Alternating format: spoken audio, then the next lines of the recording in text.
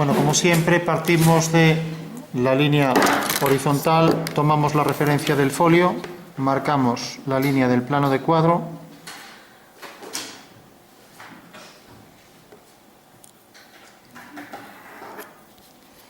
y a partir de la línea del cuadro cogemos la posición del punto de vista.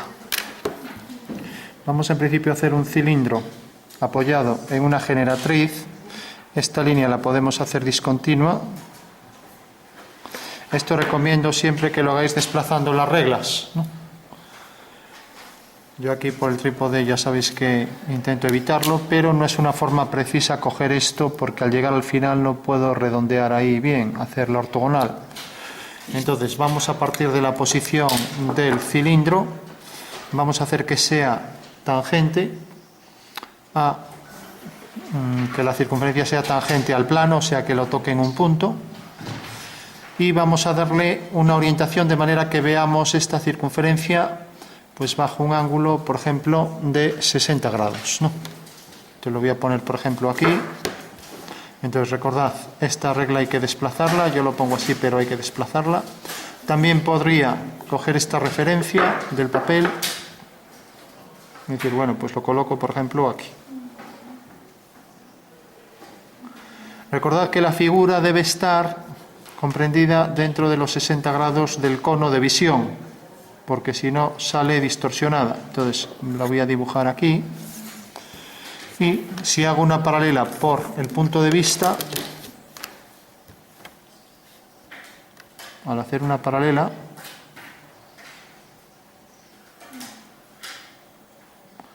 pues tengo aquí ya la posición de la fuga, y ahora al hacer una ortogonal, aquí me sale fuera, entonces voy a coger mejor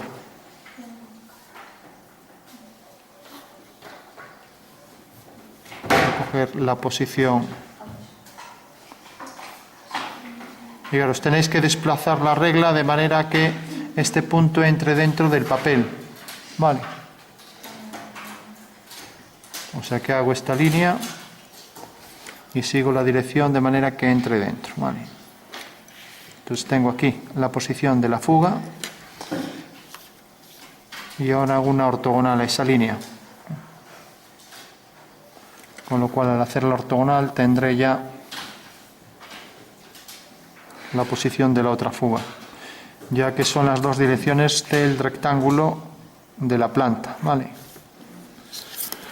O sea que en realidad esto me da la dirección de estas dos líneas, de la línea de este plano y de la línea de la generatriz. Bueno, coloco entonces también aquí la otra dirección de las generatrices. Entonces hago una ortogonal a esta línea.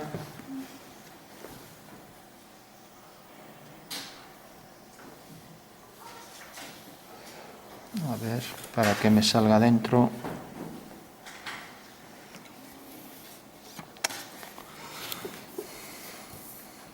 Voy a hacerlo mejor así, porque si no me tropieza ahí con el trípode. Bueno, decía, desplazaba esto hasta tener ahí la línea ortogonal. Vale. Bueno, una vez que tengo esto, veo a ver de qué sección lo puedo hacer. Puedo, por ejemplo, marcar esta circunferencia. Voy a hacerlo a esta escala. Entonces ya no hago la figura en planta y alzado. Ahora explicamos qué significa esto. ¿Qué significa esta circunferencia tangente? Vale.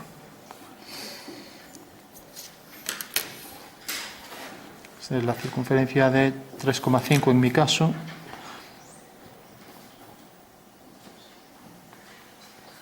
Hago aquí otra tangente a la circunferencia. Y por último concluyo la anchura del cilindro. Hasta aquí. Bueno, la longitud del cilindro, pero la anchura más bien se le llama a esto, ¿no? Bueno, ¿qué significa esto? Vamos a ver lo que significa esta curva. Vamos a marcar la posición de los ejes. Entonces tenemos, si nos fijamos aquí la plantilla marca la posición del cuadrado circunscrito y marca también la posición de ambos ejes, ¿no? Entonces marco aquí el eje longitudinal y marco también el eje de lo que se llama la sección abatida. Entonces vuelvo a coger la referencia esta, hago aquí una línea vertical y esto luego con líneas discontinuas. En el centro un segmento menor y segmento mayor, ¿no? Bueno, ¿para qué sirve esto? ¿Qué significa esto? ¿Es una forma de representar en dibujo técnico? Bueno, pues esto significa que he hecho un corte imaginario a la figura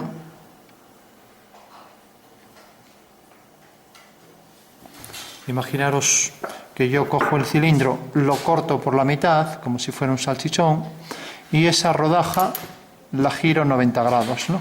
O sea, al girar la rodaja, pues me aparecerá algo como esto.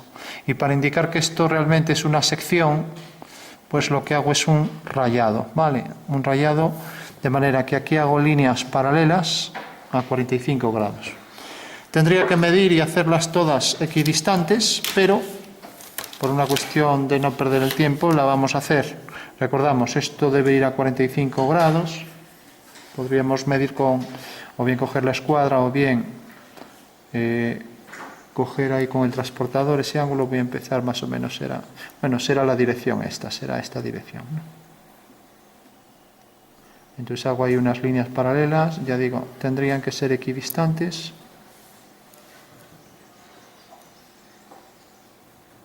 Bueno, no vamos a perder el tiempo en eso. Entonces decimos, cuando yo hago un conjunto de líneas así paralelas, lo que estoy indicando es que esto es una sección, ¿vale? Una sección imaginaria. Bueno, pues es una forma normativa de representar en dibujo técnico que he hecho un corte a esta figura y ese corte lo he girado 90 grados, ¿vale? De esta manera no tengo que representar aquí un alzado, porque si representar el alzado del cilindro, tendría que poner aquí la línea de tierra, aquí la proyección de la circunferencia y tendría planta y alzado. Evito así poner el alzado, ¿vale? Bueno, entonces una vez que ya sé cómo es el cilindro, qué diámetro tiene, lo puedo también aquí acotar, puedo medir la longitud que tiene. Y ahora ponemos la escala. Vamos a ver, esto mide 32, se puede decir que mide 32, 31,7. Entonces hago aquí una cota paralela y vemos la forma de indicar la cota según la normativa. O sea, desplazo esto y pongo aquí la cota.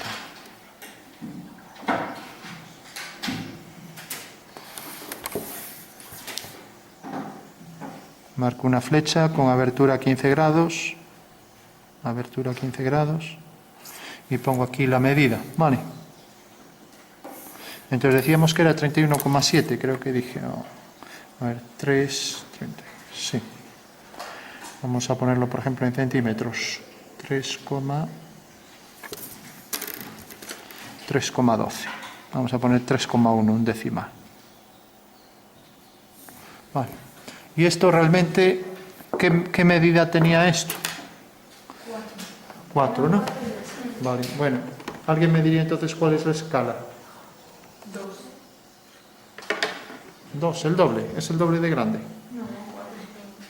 Bueno, en todo caso, hay este artilugio, no sé si lo conocéis, el calibre, os lo recomiendo, hoy cuestan muy baratos. Le damos a encendido, giramos esto, el cilindro moleteado, y con esto me dice con exactitud el diámetro que tiene, ¿vale? Como veis, esto tiene 40,3, ¿vale? O sea que no es exactamente 40. Bueno, vamos a darle la medida real, bueno, 40,2. O sea que realmente, como estamos dándolo en centímetros, y estos serían milímetros, vamos a poner 4 centímetros, ¿vale? 4,02, ¿no? Bueno, pues la escala es, aprended esto, que esto es muy útil. La escala es siempre tamaño del dibujo dividido entre tamaño real, ¿no? El tamaño del dibujo, 3,1. Y el tamaño real es 4. Eso quiere decir que la escala prácticamente es 3 partido 4, o lo que es lo mismo. Si dividimos esto en 4 partes y cogemos 3, pues tenemos esta medida, ¿vale? Podríamos hacerlo también así. Si cojo esta medida, la coloco aquí. Cojo ahora 4 centímetros. 1, 2, 3, 4. 1 el punto 4 con el final y por el 3 hago una paralela. Tengo entonces ya el diámetro este, ¿vale? Es una forma gráfica de hacerlo, ¿no? Una forma por el teorema de Tales. Bueno, pues recordad, escala de este objeto. Bueno, escala de la circunferencia, porque luego esto también habría que ver. Ya, aquí ya se ve que no es 3/4, ¿no? Esto no es 3/4 de esto. Bueno, un poco se le parece, ¿no? Pero bueno, ¿cómo podemos saberlo? Pues hagamos la escala real a 3/4. Marco aquí la medida del cilindro. Coloco aquí la dimensión. Hago aquí en una dirección cualquiera los 4 centímetros. Marco aquí el punto 3 y el 4. Uno el punto 4 con este. Hago por el 3 una paralela. Y bueno, vemos que prácticamente sí, también está a escala 3/4, ¿no? Con lo cual es válido, ¿no? O sea, gráficamente verificamos que esto es 3 partes de 4, ¿no? Porque esto era 4, imaginamos que esto fuera 4 y esto es 3. Bueno, una vez que ya sabemos cómo es el cilindro, por si alguien tuviera duda dónde está el cilindro, cómo es, pues bueno, podríamos sombrear un poco por la esquina aquí para indicar que, bueno, es como se venía haciendo antes para representar superficies de revolución, pues hacíamos las generatrices hacia el borde, ¿vale?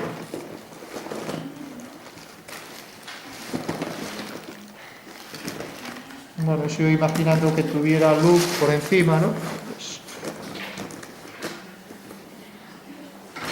supongo que en clase todos tenéis, en clase de artístico, un difumino, ¿no? Entonces, una vez que ya le dais un tono así, y por aquí, difumináis un poco y hacéis un degradado de oscuro a claro, ¿vale?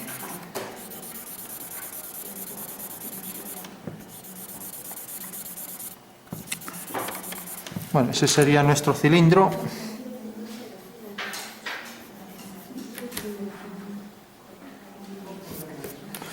Y ahora lo vamos a hacer en perspectiva cónica y calcular sus sombras, ¿vale?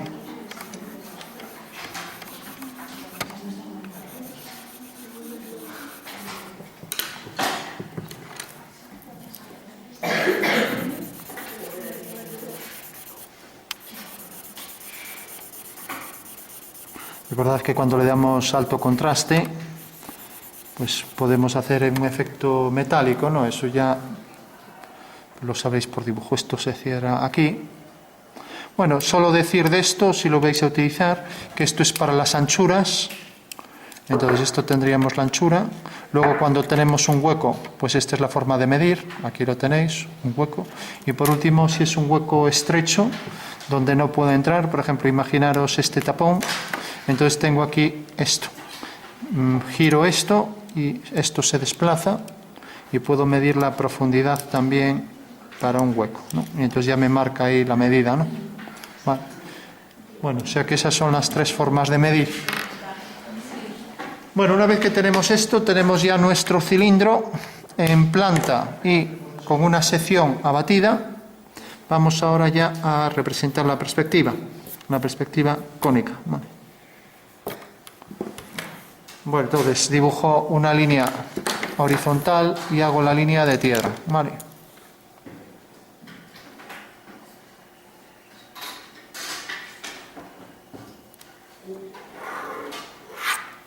Como siempre, marcábamos la posición de las trazas, entonces prolongaba la línea del dibujo, tenía aquí una traza, voy a llamar traza de A, no me pongáis ese círculo, yo lo pongo para que se vea mejor. Puedo hacer también el eje prolongarlo, convertirlo en continuo. Esta es la línea A, este es el eje E, traza de E, y por último la línea B y su traza de B, ¿vale? Y ahora tengo aquí este punto que también corresponde a esta línea, vamos a llamarla a esta D, también es la traza de B y de B. Y ahora tenemos esta línea que voy a llamarla, por ejemplo, F. Vale, pues traza de F.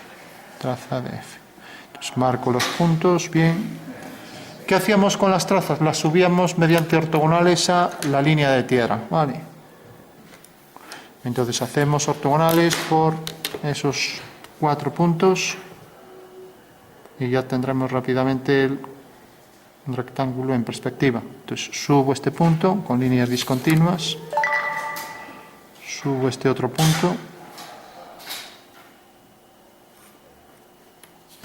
y subo este punto.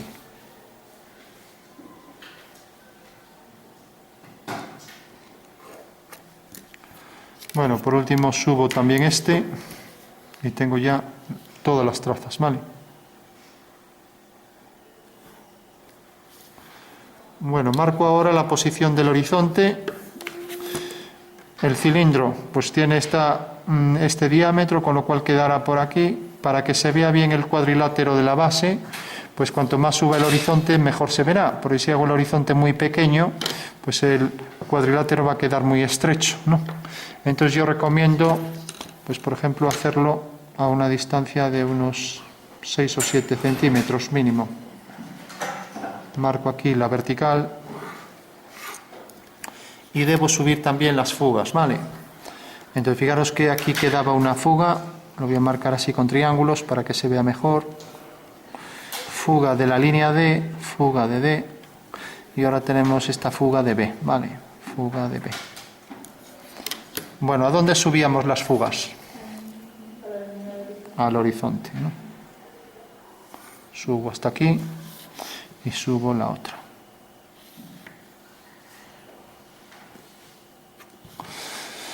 Bueno, con lo cual ya tengo las fugas, tengo las trazas, ya solo tengo que unir, ¿vale?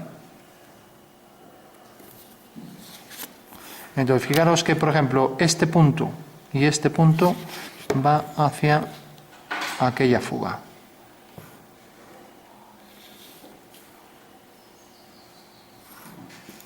Mientras que ahora tenemos estos 3 van hacia esta fuga. Bueno.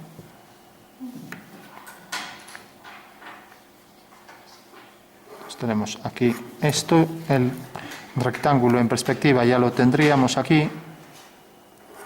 Y bueno, voy a marcar también la posición del eje longitudinal, el eje de revolución de esa superficie cilíndrica, ¿no?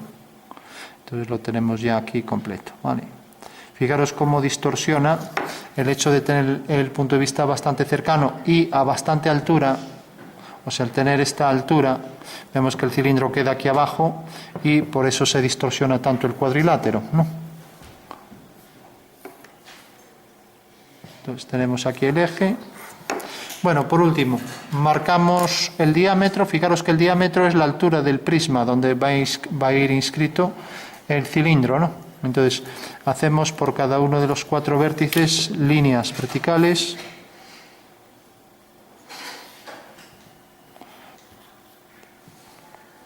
Pues por este punto una línea vertical.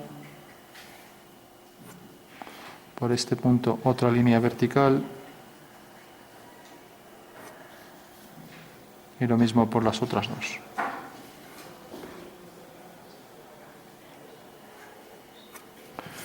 Bueno, cogemos ahora la medida del diámetro. Entonces podríamos medirlo, también la cojo así y la coloco aquí. Tiene que ser a partir de una de las trazas, ¿no? Lógicamente no la puedo coger aquí, porque aquí está alejado. Sobre la línea de tierra es donde debo colocar siempre la medida real. Este es el horizonte, ¿no? Entonces ya puedo hacer el prisma al completo, ¿vale? Entonces tengo aquí esta línea. Tengo ahora en el punto de corte lo uno con aquella fuga. A ver. En este punto de corte lo uno también con esa fuga y ya tengo al completo el cuadrilátero, ¿no? Cuadrilátero superior, que ahí aparece como trapezoide,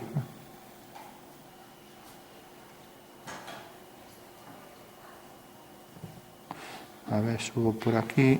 Está bastante impreciso esto, pero bueno.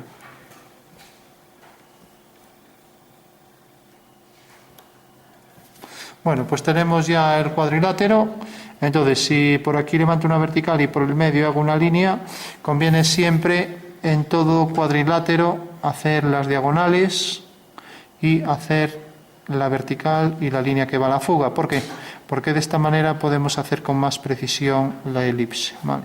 Si no tenemos esto, sale bastante imprecisa la elipse, ¿no? Y gracias a esto, pues lo vamos a hacer más preciso, ¿vale?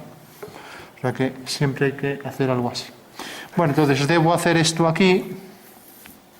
Entonces voy a marcar aquí una diagonal, la otra diagonal.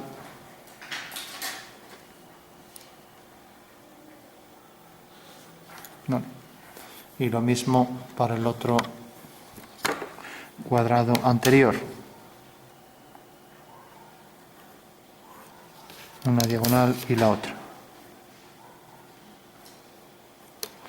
Bueno, por último, fijaros que este punto es, por ahí pasa el eje de revolución, o sea que podría unirlo con la fuga y es el eje que engendra la superficie cilíndrica, ¿no? ¿Qué sería un eje de revolución? Una superficie de revolución, pues por ejemplo, imaginaros una vasija.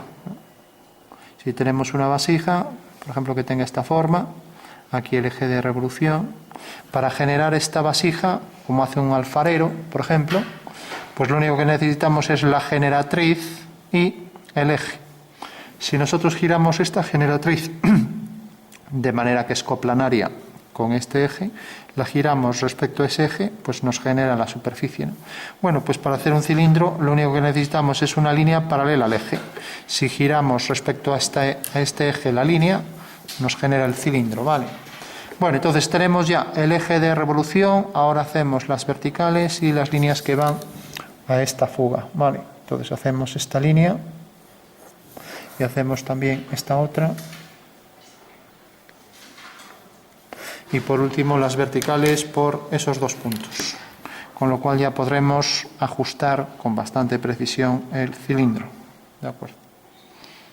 Vertical y vertical.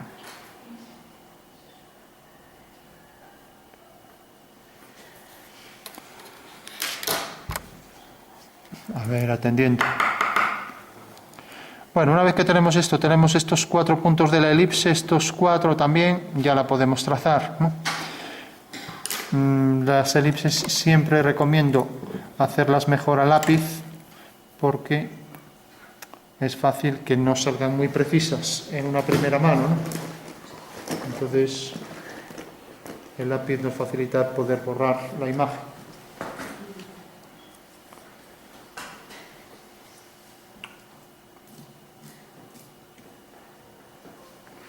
Bueno, dibujamos entonces la elipse. Entonces, esto, recordamos que la elipse tiene ejes de simetría en el espacio. La curva la debemos ajustar lo mejor posible.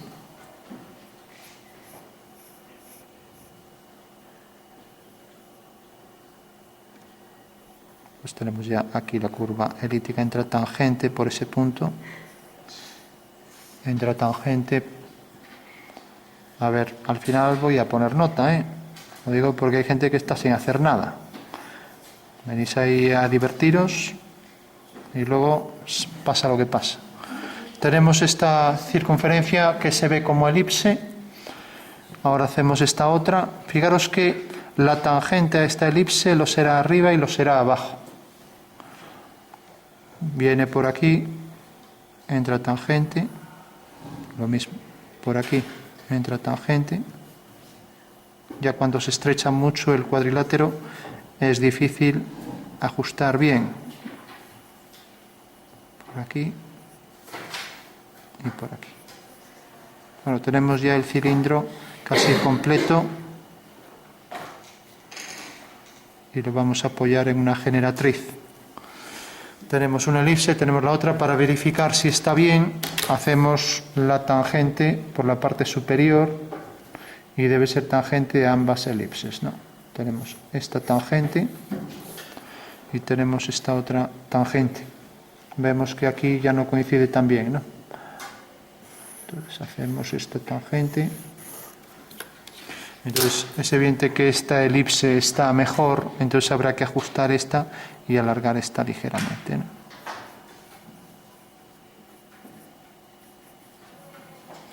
Bueno, recordad por último que las elipses tengan la excentricidad que tengan, o sea, lo alargadas que sean, pues siempre respecto a dos ejes principales, o sea, lo que se llama el eje mayor y menor, pues siempre estos cuatro trozos son simétricos, ¿no? Este los con este con este, etcétera, ¿no?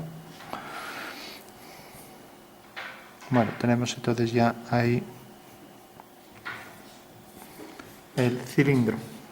Bueno, por último vamos a calcular las sombras, ¿no? Entonces,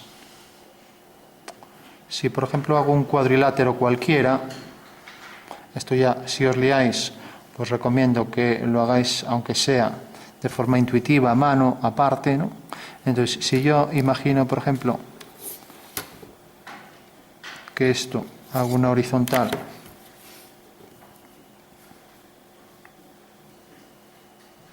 y hago esta línea y digo, bueno, la sombra del cuadrilátero, de este cuadrilátero, por ejemplo, va a venir por aquí.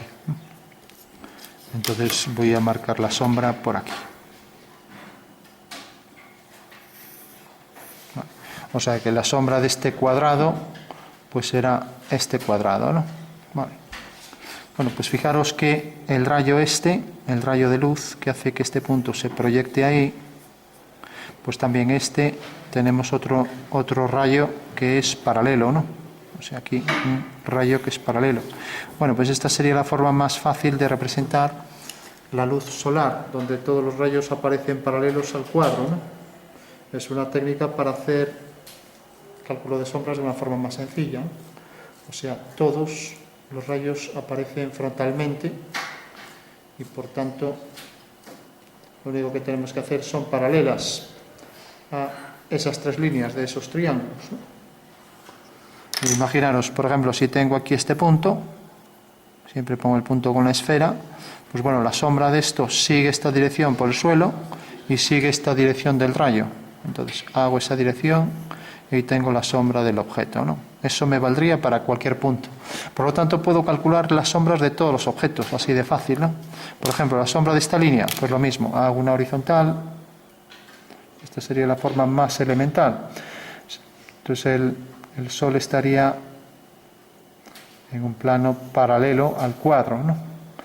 Hago aquí otra horizontal por este punto y de esta forma obtengo la sombra de este cuadrilátero, ¿no? Entonces, siguiendo esta dirección, haciendo paralelas a los rayos, siempre los rayos paralelos, entonces cojo aquí la dirección esta y marco aquí entonces el rayo paralelo para obtener la sombra de este cuadrado, ¿no? Y ahora la sombra de este cuadrado. Bueno, si el dibujo está bien, pues igual que esta línea va a esta fuga, pues esta debe ir también a esa fuga, ¿no? Entonces, por si hay alguien que se lía con las líneas, fijaros que este cuadrilátero, este que viene por aquí, bueno, debería ser paralelo, pues si no todavía, imaginaros este cuadrado, un cuadrado que pongo aquí vertical. Bueno, pues la sombra de este cuadrado hago lo mismo, hago una horizontal y hago aquí una paralela a estas y una paralela a esta y por tanto la sombra será esto. Todo el mundo entiende que la sombra de esta figura es esta, ¿no? O sea que la sombra de esa figura pues sería esta. Bueno, pues eso es lo que estamos haciendo. O sea, lo único que hay que saber es esto, la sombra de un punto, nada más. Entonces, para cualquier vertical seguimos esta dirección y esto. Si este punto está más arriba, pues lo mismo, una paralela y su sombra es esta, ¿vale? Pues es lo que estamos haciendo. Aquí hemos hecho la sombra de este cuadrado, la sombra de este cuadrado. Si ahora hago la sombra de la elipse y la sombra de la elipse, pues ya tengo la sombra completa. Y se acabó el ejercicio, ¿no? Entonces aquí puedo hacer una horizontal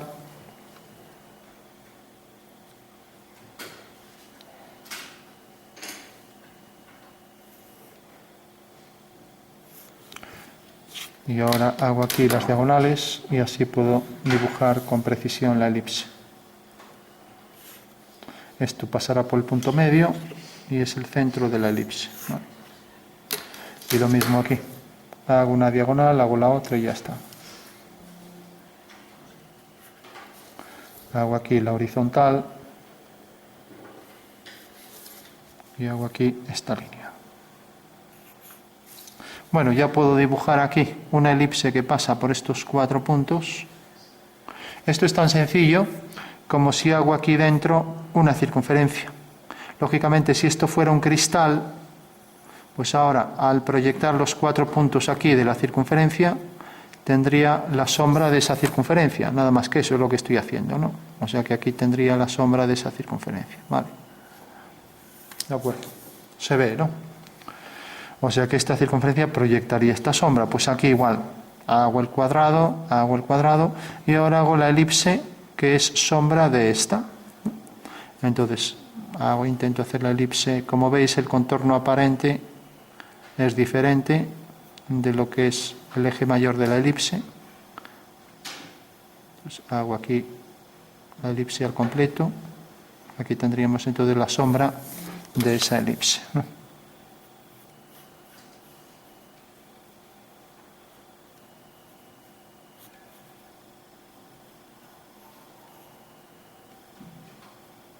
Como veis, el centro de la elipse no tiene nada que ver con ese punto, intersección de las diagonales.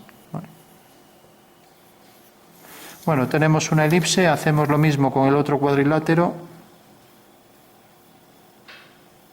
Pero esa sombra no se vería, ¿no? A ver, estamos haciendo ahora de forma aislada las elipses, ¿no? Luego ya veremos qué es lo que queda en sombra. Evidentemente la sombra de esta elipse es esta y de esta elipse es esta, sin más, ¿no? Bueno, pues la sombra de esta línea del contorno será una generatriz tangente a las 2 elipses. O sea que la sombra de la generatriz del contorno será una tangente y aquí arriba exactamente igual. Porque si la figura proyecta sus 2 circunferencias aquí, lo que convendréis conmigo, si no sería un caso de Iker Jiménez, será lo siguiente. Si tenemos una circunferencia, tenemos la otra, lo que no puede ser es que un cilindro tenga esta sombra, ¿no? O sea, la circunferencia más esto. O sea, será las tangentes a ambas circunferencias, ¿no? Es una obviedad, ¿no? Pues aquí igual, una vez que tengo una circunferencia, que tengo la otra, esta generatriz va a aquella fuga y la otra también. Con lo cual ya tengo ahí la sombra al completo, ¿no? Vale. Bueno, por último, fijaros, y esto es lo más interesante, y esto que parece una cosa complicadísima, es así de fácil. Fijaros que aquí hay esta tangente, ¿no? Y esta tangente toca en un punto la elipse, ¿no? Bueno, pues si yo hago la dirección del rayo por esa tangente, al hacer la dirección del rayo, ese rayo corta aquí. Bueno, pues esa es la separación de luz y sombra, ¿vale? O sea que el cilindro tiene esta sombra por debajo, ¿vale? Mientras que tiene esta proyectada y esta en el suelo, con lo cual está ya completo, ¿vale? Bueno, pues podríamos darle sombra, todo esto queda en sombra por debajo del cilindro, desde aquí, como veis, esa curva, todo esto queda en sombra. Todo esto se puede hacer a ojo, lógicamente, pero yo entiendo que hacerlo técnicamente, calculando, pues es más fácil que hacerlo a ojo, porque a ojo no es fácil que ajustemos bien ni las curvas, y bueno, el dibujo artístico también utiliza los artificios de encuadrar las figuras en cajas, etcétera, ¿no? O sea que tendría que hacer el dibujo técnico, se aprovecha también, el dibujo artístico se aprovecha también de los recursos técnicos del dibujo, ¿no? Bueno, pues tenemos esto que dará en sombra y luego la sombra propia del objeto y diferenciarla también de la sombra que arroja sobre el suelo. Vale. Pues esta es la sombra que arroja sobre el suelo y esta es la sombra que proyecta aquí sobre la circunferencia. Hay que decir que es más oscuro allí al lado del objeto y que esa sombra se va diluyendo. Entonces podríamos ahí difuminar y ya tendríamos ahí la figura al completo. Con lo cual concluimos Hacemos ya todo a bolígrafo. Entonces, por aquí viene la elipse.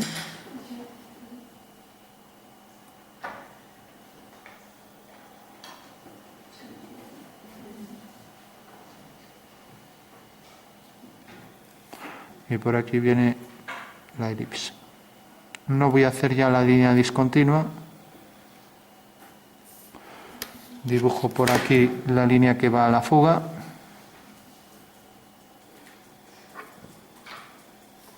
Y esta otra línea.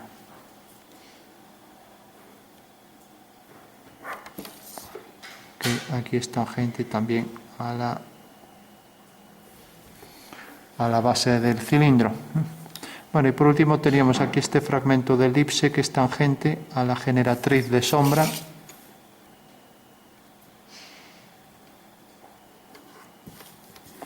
Y aquí lo mismo, tangente la elipse a esta generatriz. Ya que esta será la sombra que ahora se marca por aquí.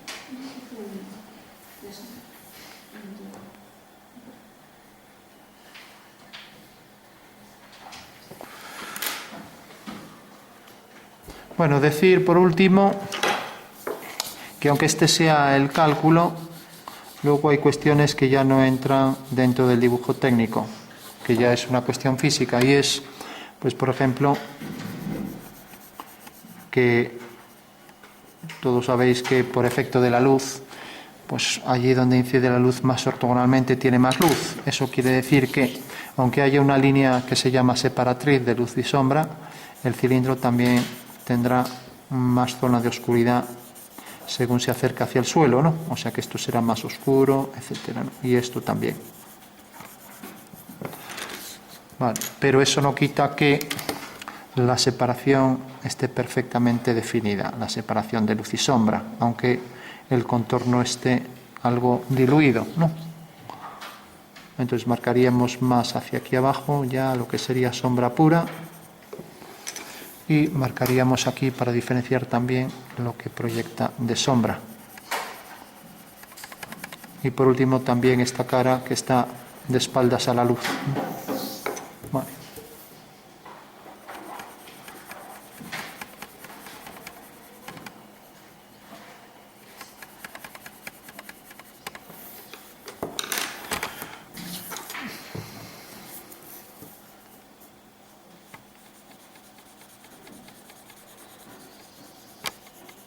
Bueno, pues ese sería ya el resultado final.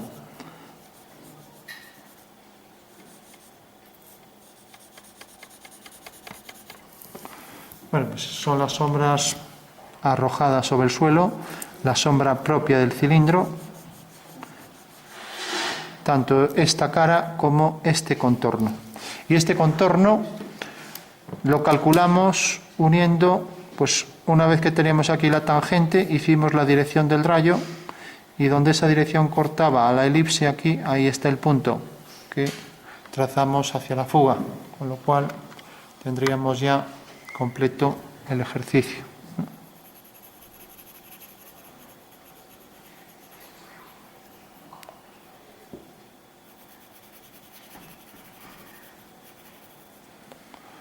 Bueno, pues este sería ya el ejercicio al completo. Como aquí no se distingue bien la diferencia entre el objeto y la sombra, podríamos marcar aquí esta línea. Marcar aquí la tangente con más precisión y aquí también el arco elíptico.